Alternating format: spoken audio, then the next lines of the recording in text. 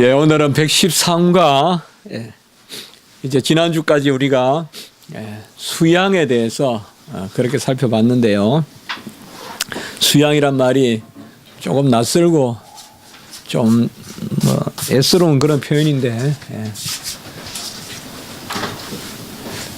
그래도 공식적으로는 신학적으로 우리가 자녀 삼으심 또 자녀됨 이런 거 할 때 수양이라는 이렇게 표현을 씁니다. 그래서 그렇게 우리가 지난주간 살펴봤고 이제는 성화에 대해서 그렇게 살펴보도록 하겠습니다. 그러니까 우리가 이미 부르심에 대해서 그리고 칭의에 대해서 그리고 수양에 대해서 그리고 이제는 오늘은 이제 성화에 대해서 그렇게 살펴보겠습니다. 성화는 아시다시피 점진적이고 계속적이고 연속적이다. 그래서 점진적이다. 성화는 점점 나아지는 것 그런 개념이 있어요. 그래서 이전보다 나아진다는 어떤 그런 개념이 있습니다. 성화라는 말을 우리가 풀어 쓴다면 거룩해짐 그렇게 볼 수가 있습니다. 그래서 성화에서 가장 큰 문제는 성화도 과연 은혜인가 이런 문제예요. 그래서 우리가 보통 의롭다 하심 칭의는 전적인 은혜인데 성화도 전적인 은혜냐? 아니다 그러면 우리 안에 무슨 공로로서 구원의 의미 있는 일들이 일어나는가 하는 그런 또 후속 질문이 있을 거고 그렇다라고 말하면 그러면 우리는 노력할 게 뭐가 있냐. 다 하나님의 은혜로 거룩해지는데 이런 어떤 우리가 질문이나 이런 데 빠지게 되죠. 자, 결론적으로 성화는 전적인 은혜입니다. 그러면서도 하나님이 우리에게 거룩해지기를 명령하시는 그러니까 이것을 우리가 이제 붙들어 가는 거 이게 이제 성화의 비밀인데요. 그래서 칭의는 그야말로 인치는 거예요. 선포예요. 그럼 100% 하나님이 하신다. 이게 끝이에요. 칭의는 100% 하나님이 하신다. 뭐 내가 개입할 여지가 없어요. 내가 뭐 어떻게 움직이고 할 게 없어요. 그냥 너는 내 것이라 이러면 끝나는 거예요. 뭐 칭의는 내 편에 아무것도 없어요. 믿음의 반응 이거 있긴 한데 믿어서 의롭게 되는데 믿음이 의롭게 여기는 어떤 공로는 되지 못해요. 믿음이. 그렇기 때문에 칭의는 오직 하나님이 100% 하세요. 그런데 성화는 하나님이 100% 하시되 사람이 100% 하게끔 하세요. 그래서 하나님이 하시되 사람이 하고 그리고 궁극적으로는 하나님이 하신 것으로 자 이렇게 되는 겁니다. 그래서 100% 사람이 한다는 것은 뭔가 하면 성화의 가정에 있어서 성화는 우리 안에서 일어나는 일들 그래서 성화를 이야기하면 가장 먼저 여러분들이 생각할 것은 바로 선행이란 단어예요. 그래서 성화와 선행은 항상 같이 가요. 그래서 저는 성화 이렇게 주제를 삼기보다 성도의 선행 이렇게 주제를 삼는 경우가 많아요. 그러면 좀 더 이게 좀 현대적으로 느껴져요. 성도의 선행. 근데 그 성도의 선행에 들어가서 모든 교리는 다 성화 교리를 다루는 거예요. 성도의 선행이 성도의 선행인 이상 어떤 윤리를 국민 윤리 하듯이 그런 윤리를 세상 윤리 가르치는 건 아니거든요. 그래서 성화라는 것은 선행이에요. 그 선행의 주체는 분명히 인간이에요. 인간이 주체예요. 그런데 그렇게 100% 인간이 하는 거예요. 자, 내가 누군가를 구제했어요. 또 내가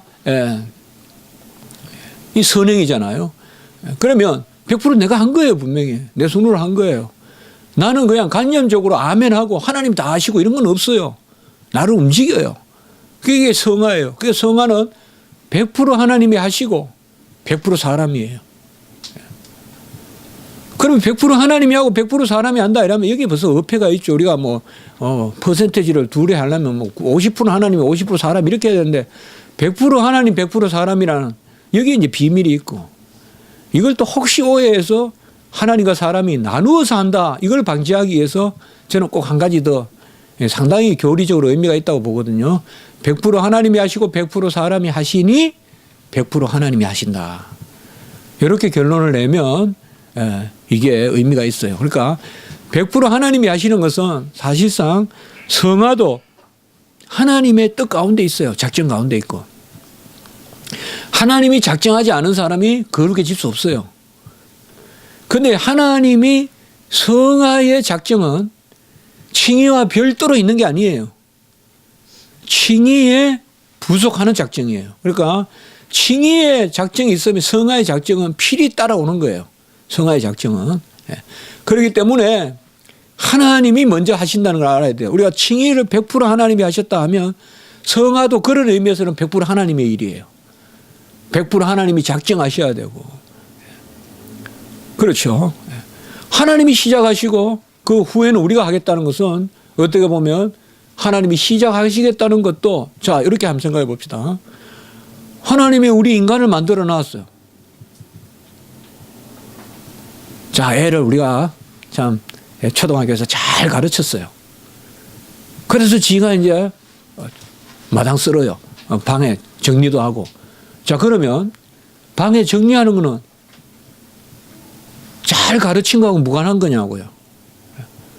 잘 가르쳐서 그거 할 수 있는 그 토양을 만들어 놓은 것은 별개고 이제는 자기가 그거 아니잖아요. 칭의라는 것이 자녀 삼아 죽기 때문에 우리가 하나님 앞에서 선행할 수 있어요. 여기에 선행이란 말은 꼭 하나님 보시기에 선한 행위를 말하는 거예요. 하나님이 인정해야 돼요. 하나님은 중심을 보시기 때문에 의롭다함을 받은 사람만 선행을 인정해요.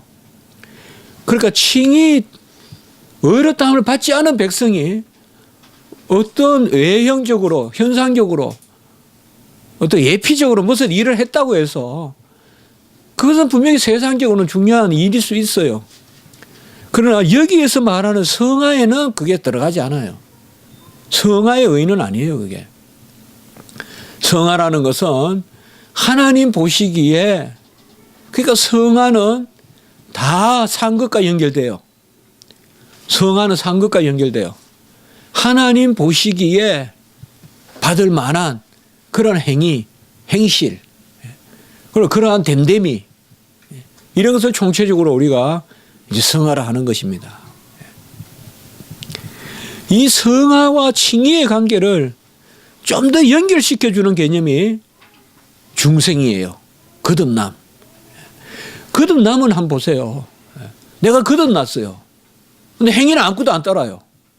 그건 말이 안 되는 거죠. 그렇지 않아요, 여러분들?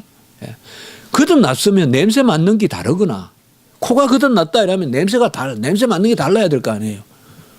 거듭났는데 이전과 똑같다. 그건 말이 안 되잖아요. 그래서 우리가 중생도 단번에 일어나지만 중생은 전생의 거듭남이 단번에 일어나는 거예요, 사실상.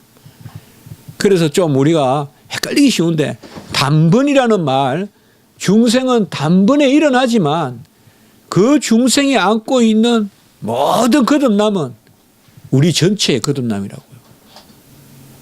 자, 저 사람이 이제 믿어서 거듭났어요. 예. 자, 20살 때 거듭났다. 근데 거듭나고 21살, 2살, 3살 아무 의미가 없으면 매번 거듭나야 돼요. 한 번 거듭나면 이제는 거듭난 사람이에요. 의롭다함을 받은 거 똑같아요. 그러면 그 거듭남의 의미는 전생에 미치는 거예요, 사실상. 그래서 칭의, 성화, 중생 이런 말, 거듭남 이런 것들은 우리가 그런 측면에서 바라보면 돼요. 자, 제가 이렇게 한번 다시 이야기해 볼게요. 여기 너무 오래 이야기하기는 그렇고요. 같이 합시다. 칭의는 법정적이다. 이 말은 땅. 너는 어려운 백성이다. 같이 합시다. 중생은 객관적이다. 중생은 객관적이다. 우리가 거듭났다 이거예요. 거듭났다. 객관적 측면이에요. 그리고 합시다. 회개는 주관적이다. 이런 면에서 회심이라는 말하고도 연결시켜요.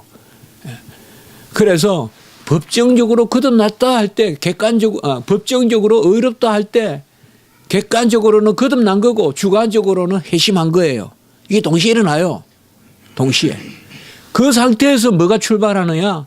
성화가 출발하는 거예요. 성화가. 이제 거룩해지는 것이 출발되는 거예요. 그래서 우리가 이렇게 말씀을 통하여서 또 교리적으로 나누지만 은혜로 봤을 때는 다 한 은혜다 이 말이에요. 한 가지 은혜다 이 말이에요. 은혜가 뭐 앞부분만 있고 뒷부분만 없고. 참 생각을 해보자고요. 하나님이 우리가 어렵다고 칭하고 객관적으로 거듭나게 하시고 주관적으로 회개시켰는데 아무 행실도 변화가 없다면 그건 무익한 회개죠. 무익한 거듭남이죠. 그렇죠.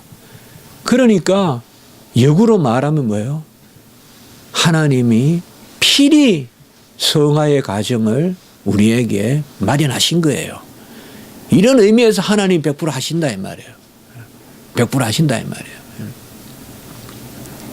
내가 너 아버지라 하면서 말만 하고 그 다음부터 네가 뭐 아무것도 안 해주고 밥도 안 사주고 밥도 안 해주고 가만히 있으면 그게 무슨 아들이냐 이 말이에요.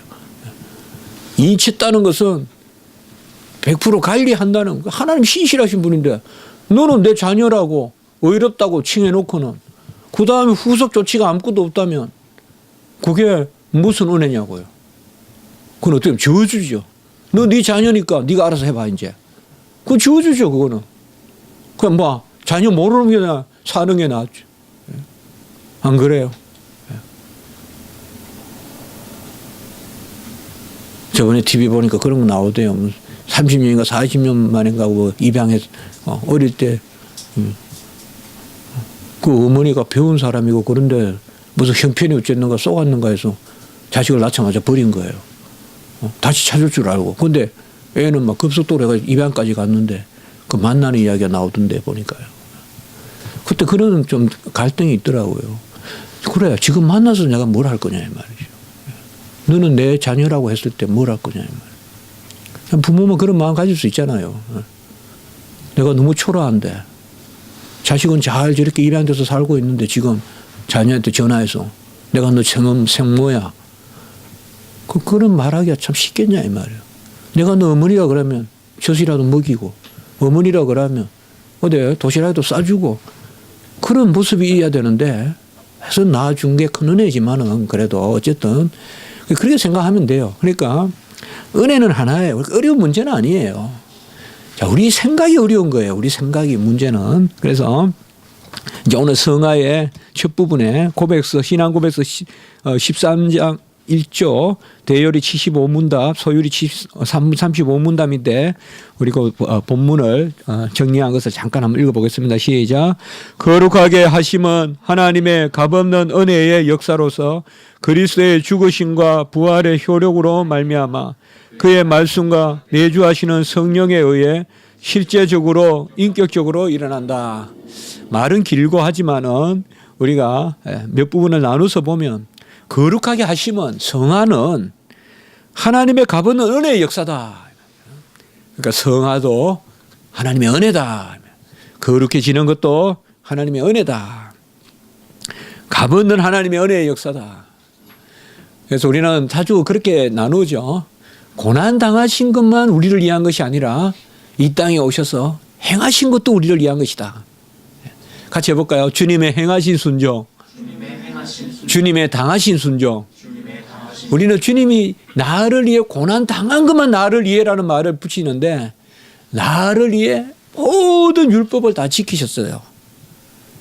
그 의로 우리가 하나님의 말씀을 지키는 거예요. 그래서 고난 당하심으로 우리가 제사함을 받고 그가 모든 것을 지켜 행하심으로 그의 온전하심으로 우리를 온전케 하신다. 요한복음에도 나오고 히브리서에도 나오잖아요. 그가 모든 것을 다 순종하셔서 온전히 자기 자신을 드려서 행하신 순종. 그럼 행하신 순종은 좀 더 이게 둘 다 칭의에 다 관계돼요. 그러나 행하신 순종은 좀 더 성화 쪽으로 우리가 볼 수도 있어요. 주님께서 이 땅에서 다 행하심으로 그 의를 우리에게 전가해 주셔서. 그러니까 우리가 오늘날 사는 것도 주님의 은혜다 이 말이에요. 특별히 그리스도의 죽으심과 부활의 효력으로 이 말은 옛사람이 죽고 새 사람이 살았잖아요. 이건 칭의예요. 그러면 이제 뭐예요? 새 사람의 삶이 따르는 거잖아요. 그래서 성경에서 우리가 육신에 속하지 않고 이런 표현이 나오면 이것은 대체로 성화의 표현이라고 보면 돼요.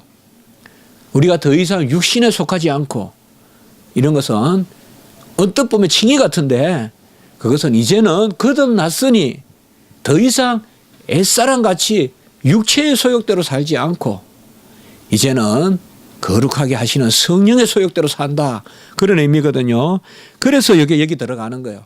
죽으시고 부활 그 자체는 칭의예요. 옛사람이 죽고 새 사람이 사니까 이제 생명이 얻었다. 그러면 부활의 생명을 얻었으니 이제는 우리가 새 사람으로 살아야 된다. 그래서 죽으심과 부활의 효력으로 말미암아 여기도 역시 말씀과 성령이죠. 같이 합시다. 말씀과 성령. 이게 월드의 스피릿은 항상 이렇게 같이 나와요. 말씀과 성령이 우리 안에 역사에서 이 성화는 어떻게 일어나는가 하면 실제적으로 일어나고 인격적으로 일어납니다. 참 어려운 이야기예요. 일단 모든 것은 일단 고백을 해야 돼 우리가. 고백은 뭐 그저 모렴치하거나 그게 아니라 믿음이에요. 같이 합시다. 어제보다 오늘 더 거룩해짐을 믿습니다. 이 믿음의 고백이 있어야 돼 우리가요. 사실 하나님의 뜻은 우리의 거룩함인데 거룩함이 점진적이라고 봤을 때 우리는 어제보다 오늘 우리에게 거룩하게 빚으심을 믿어야 된다. 이 사실 성화의 소망이 있어야 된다 이거죠. 우리 자신의 소망을 가져야 돼요. 그렇지 않아요? 사실 우리가 이렇게 이제 우리 교회에서 교제하고 할 때 참 우리 자신이 서로 소망이잖아요. 자신이 뭐 우리 집에 뭐가 있다 뭐 이런 게 아니잖아요. 뭐 말이 나온 김에 저는 그렇게 이야기하죠. 우리는 그렇게 이야기하죠. 같이 합시다. 어제보다 오늘 더 잘 의지하는 것이 성화이다. 우리가 모든 것은 하나님의 은혜로 된다면 의지해야죠. 의지하세요. 주 의지하세요. 세월 지나갈수록 의지할 것뿐일세. 그 의지해야죠. 의지. 어제보다 오늘 더 잘 의지하면 그게 성화예요. 몰라요. 저는 이것은 정말 어느 정도 뚜렷하게 기준으로 우리가 삼을 수 있다고 봐요. 내가 무슨 고매한 성품을 지냈니? 그건 상당히 환경적일 수 있어요. 내가 요새는 좀 형편이 나으니까 남을 더 도와줄 수도 있고 말이죠. 물론 그거 기회예요. 기한데 정말 기회예요. 형편이 좋다고 남 도와주는 건 아니니까요. 항상. 또 오히려 또 사람은 가지면 가질수록 더 모아 더 배들 더 가지면 더 가질수록 하는 게 인지상정이잖아요. 금상첨화란 말도 있고. 그렇지 않아요? 그러나 어제보다 오늘 더 잘 기대는 내 모습 저는 여기에 다 들어있다고 봐요. 어제보다 오늘 더 잘 의지하고 우리의 가장 고매한 성품이 뭘까요? 정말 하나님을 의지하고 사는 모습. 그 가운데 주님 세상을 떠나는 것. 그게 우리의 성화의 모습 아니겠어요? 그러면 그 안에 다 들어있지 않겠어요? 남을 도와주는 것, 남에게 성내지 않는 것, 다 들어있지 않겠어요? 진짜 진정 하나님께 의지한다면 화내지 않을 거예요. 교만하지 않을 거예요. 진짜 의지한다면. 그래서 바로 실제적으로 인격적으로 일어난다는 말은 우리가 다 할 수는 없어요. 사실. 내가 나마다 거룩해지는 것을. 그러나 주님의 뜻에 의해서 우리를 그렇게 빚어가십니다. 자, 데살로니가 후서 2장 13절 같이 한번 읽어보겠습니다. 시작. 주께서 사랑하시는 형제들아 우리가 항상 너희에 관하여 마땅히 하나님께 감사할 것은 하나님이 처음부터 너희를 택하사 성령의 거룩하게 하심과 진리를 믿음으로 구원을 받게 하심이니 성령의 거룩하게 하심, 이것이 하나님이 하신다. 택하신 백성에게 거룩하심을 주신다. 고린도전서 6장 11절도 같이 한번 읽어보겠습니다. 시작. 너희 중에 이와 같이 자들이 있더니 주 예수 그리스도의 이름과 우리 하나님의 성령 안에서 시선과 거룩함과 의롭다 하심을 받았느니라. 이것도 시선도 받고 거룩함도 받고 의롭다함도 받았다. 요한복음 17장 17절은 잘 아는 말씀 같이 합니다. 그들을 진리로 거룩하게 하옵소서. 아버지의 말씀은 진리니이다. 이렇게 했습니다. 오늘은 여기까지 하고 오후 예배 드리도록 하겠습니다.